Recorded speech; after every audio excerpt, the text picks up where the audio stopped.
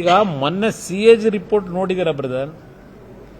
ಎತ್ತಿನಹೊಳೆ ಪ್ರಾಜೆಕ್ಟ್ನಲ್ಲಿ ಏನೇನು ನ್ಯೂನತೆಗಳಾಗಿದೆ, ಕಳಪೆ ಗುತ್ತಿಗೆದಾರರು ಕೊಟ್ಟು ಎಷ್ಟು ಹಣ ವ್ಯರ್ಥ ಆಗಿದೆ, ಸುಮಾರು 2,900 ಚಿಲ್ಲರೆ ಕೋಟಿ ಈ ಕೆಲವು ಪಂಪ್ಗಳಿಗೆ ಮೋಟ್ರ್ಗಳಿಗೆ ಯಾವುದಕ್ಕೋ ಖರೀದಿ ಮಾಡ್ಕೊಂಬಂದು ಇಟ್ಕೊಂಡ್ರಲ್ಲ, ಆ ಪರಿಸ್ಥಿತಿ ಏನಾಗಿದೆ, ತೂಕಿಡಿದೋಗವೆ, ಒಂದು ಉಪಯೋಗ ಬರೋದಿಲ್ಲ. 2,900 ಕೋಟಿ ಖರ್ಚು ಮಾಡವ್ರೆ. CAG ರಿಪೋರ್ಟ್ ಇದೆ. ಜಾಣಕಿವುಡು ಈ ಮುಖ್ಯಮಂತ್ರಿಗಳಿಗೆ ಪಾಪ. ಈಗ ಅದು ಎಂಥದ್ದು ನವೆಂಬರಿಗೆ ಕೊಡ್ತಾರಂತ, ಮುಂದಿನ ತಿಂಗಳು, ಈ ವರ್ಷದ ನವೆಂಬರ್ 27 ನವೆಂಬರಿಗೆ ಕೊಡ್ತಾರಂತ ನೀರನ್ನ. ಎಷ್ಟು ಬಾರಿ ಹೇಳಿದ್ರು ಈ ಸರ್ಕಾರ ಬಂದ ಮೇಲೆ ಅಧಿಕಾರಕ್ಕೆ, ಎತ್ತಿನಹೊಳೆ ನೀರು ಅವರು ಫೌಂಡೇಶನ್ ಹಾಕಿದಾಗ ಹೇಳಿದ್ರು 1 ವರ್ಷದಲ್ಲೇ ಕೊಟ್ಟುಬಿಡ್ತೀವಿ ಅಂತೇಳಿ. ಆಮೇಲೆ 3 ವರ್ಷ ಅಂದರು. 8,000 ಕೋಟಿಗೆ ಅಂದಾಜು ವೆಚ್ಚ ಮಾಡಿದಂಥ ಎತ್ತಿನಹೊಳೆ ಯೋಜನೆ ಆಮೇಲೆ 13,000 ಕೋಟಿಗೆ ಹೋಯ್ತು, 23,000 ಕೋಟಿಗೆ ಹೋಯ್ತು, ಈಗ 33,000 ಕೋಟಿಗೆ ಹೋಗಿದೆ. ಅವ್ರು ಹೇಳಬೇಕಪ್ಪ, ಗೊತ್ತಿಲ್ಲ ನನಗೆ. 3 ವರ್ಷದಲ್ಲಿ ಕೂಡ 10 ವರ್ಷ ಆಗೋಯ್ತಲ್ಲ ಬ್ರದರ್. ಈಗ ನೀರು ಕೊಡ್ತೀವಿ ಅಂತೇಳಿ, ಎತ್ತಿನಹೊಳೆದು ಚಿಕ್ಕಬಳ್ಳಾಪುರ ಕೋಲಾರಿಗೆ ಕರೆಸ್ತೀವಿ ಅಂತೇಳಿ. ಎಲ್ಲಿದೆ ನೀರು? ಎಲ್ಲಿದೆ ನೀರು?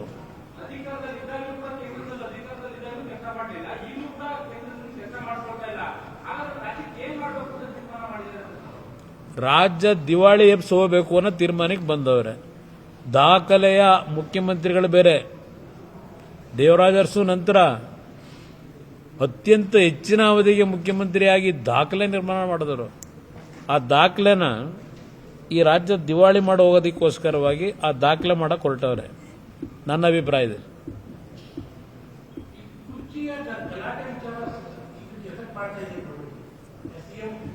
ಇಲ್ಲಿ ಸರ್ಕಾರ ಬಂದ ದಿನದಿಂದ ರಾಜ್ಯದ ಸಮಸ್ಯೆಗಳ ಬಗ್ಗೆ ಚಿಂತನೆ ಮಾಡಿಲ್ಲ.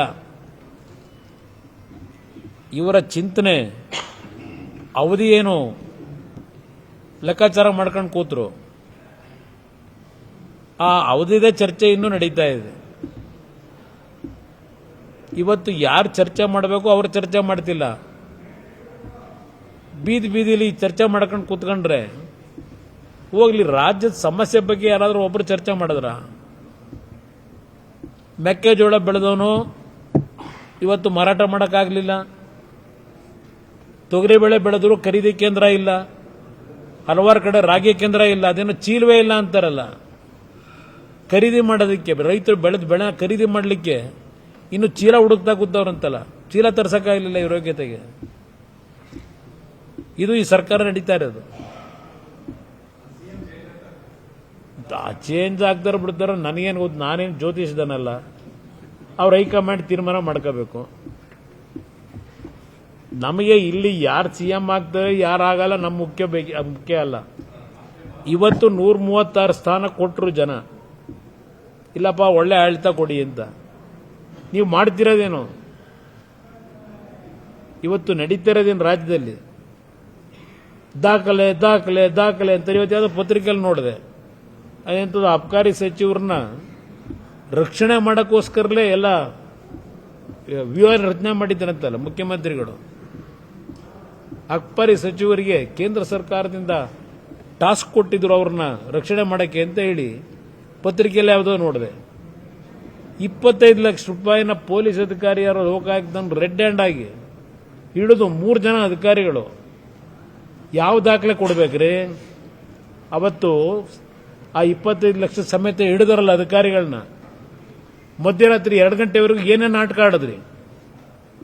ಯಾವ ಹಾಸ್ಪಿಟ್ಲಿಗೆ ಸೇರಿಸೋದಕ್ಕೆ ಆ ಅಧಿಕಾರಿನ ಪ್ರಯತ್ನ ಪಟ್ಟು ಆಸ್ಪತ್ರೆ ಡಾಕ್ಟ್ರು ಅಯ್ಯೋ ಇಲ್ಲಪ್ಪ ನಮ್ಮ ಕುತ್ತಿಗೆ ಬರುತ್ತೆ ಅಂತ ಹೇಳಿ ಆಸ್ಪತ್ರೆಗೆ ಸೇರಿಸ್ಕೊಳ್ಳದೆ ಹೋದ್ಮೇಲೆ ಮಧ್ಯರಾತ್ರಿಲಿ ಆಗ ಏನೇನು ಡ್ರಾಮಾ ಮಾಡಿದ್ರಿ ಗೊತ್ತಿಲ್ವಾ ನನಗೆ?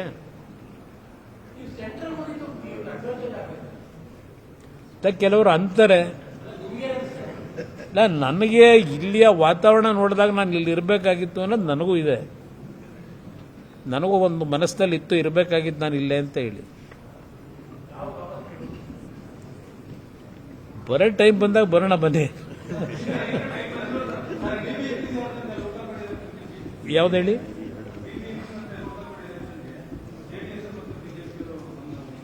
ಕೂತ್ ಚರ್ಚೆ ಇನ್ನೂ ಮಾಡಿಲ್ಲ. ಚರ್ಚೆ ಮಾಡ್ತೀವಿ. ನಮ್ಮಲ್ಲಿ ಯಾವುದೇ ರೀತಿಯ ಸಮಸ್ಯೆಗಳಿಲ್ಲ.